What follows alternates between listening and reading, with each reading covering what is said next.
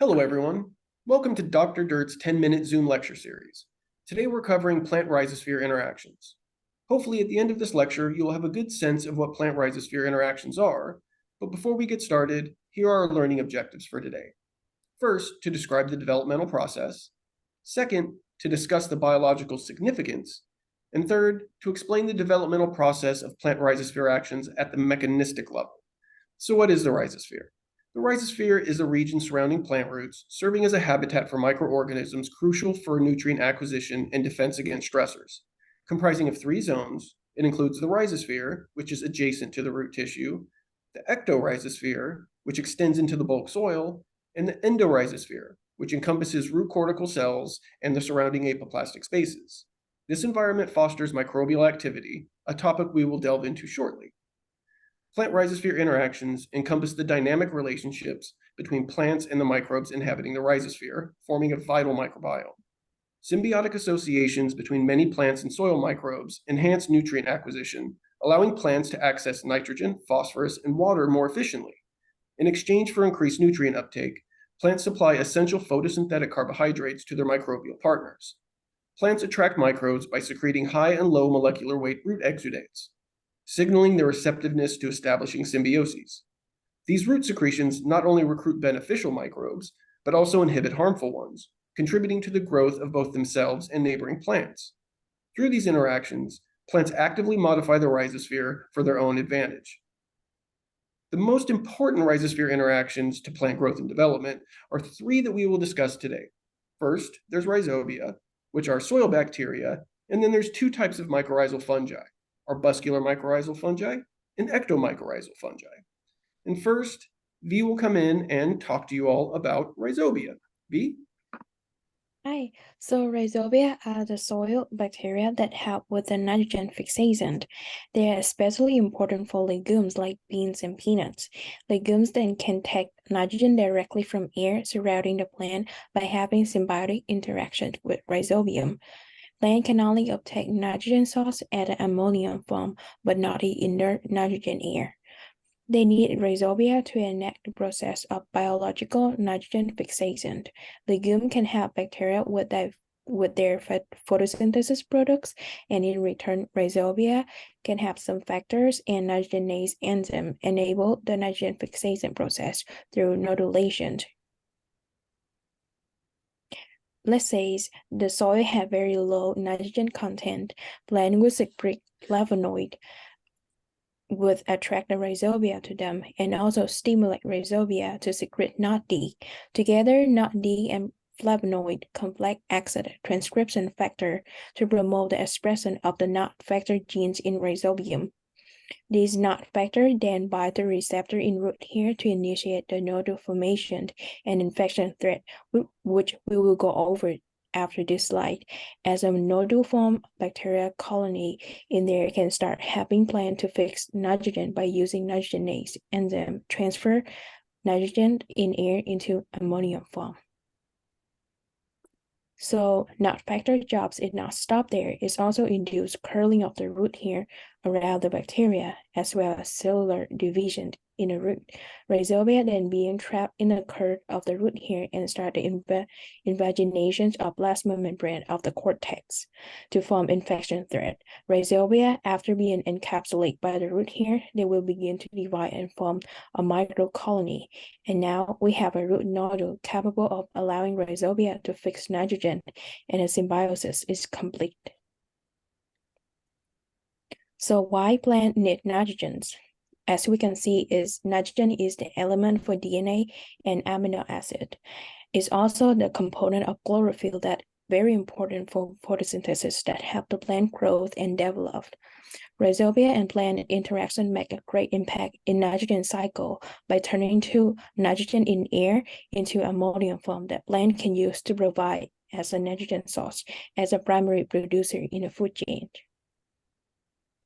Thank you, V. I hope everybody found that incredibly enlightening. Now, next, Francheska is going to talk to you about my personal favorite soil microbes, mycorrhizae. Francheska? Hi everyone. So mycorrhizal fungi often is overshadowed by mushrooms in discussions about fungi.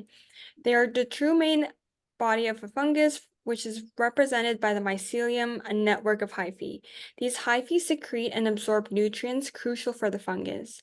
Most fungal mycelium resides underground, primarily belonging to mycorrhizal fungi.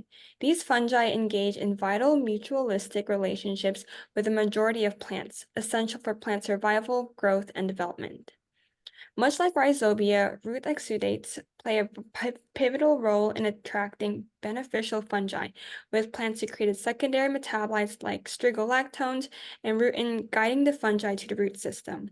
In response, the fungi release chitin-derived signaling molecules like lipochido-oligosaccharides and chido-oligosaccharides, signaling symbiosis rather than pathogenesis.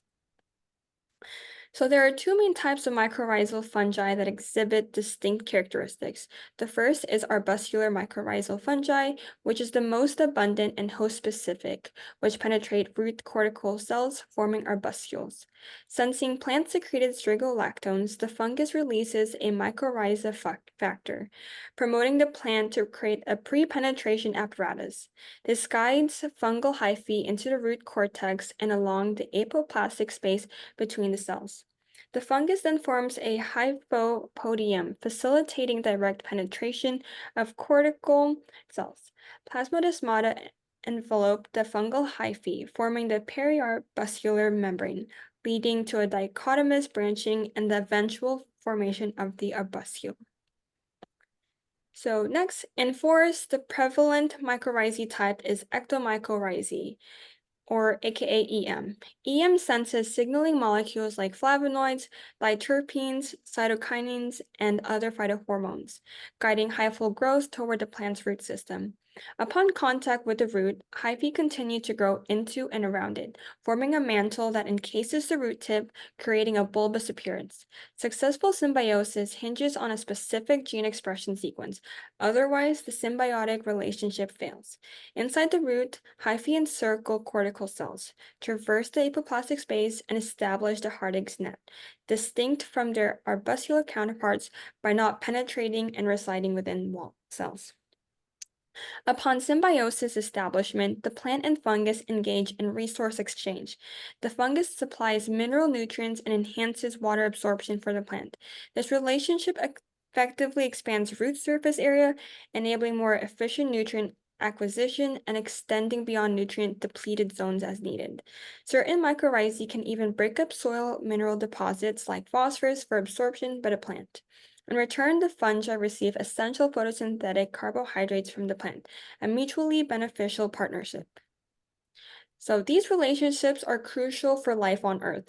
Mycorrhizal associations not only provide nutrients for plant growth in normal conditions, but also serve as a means for plants to thrive in less than ideal environments. Disturbances like wildfires and clear-cut logging can severely disrupt soil chemistry, but mycorrhizal symbiosis aids in ecosystem recovery. In agriculture, mycorrhizae contribute to increased crop yields and offer protection against both biotic stresses, such as pathogens, and abiotic stresses, such as drought. Thank you, Francheska. Hope everybody finds that as fascinating as I do. Now, this is obviously a very simplistic overview of all that pertains to rhizosphere interactions, but these are the main ones we wanted to cover in the time that we have today. There are a whole slew of microbes specifically called plant growth promoting microbes. And there are many other beneficial microbes in the rhizosphere that themselves produce phytohormones that can then be used by the plants.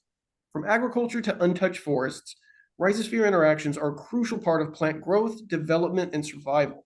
Next time you're outside, take a minute to appreciate the unseen dynamics transpiring underground that make plant life, and therefore human life, even possible. Thank you.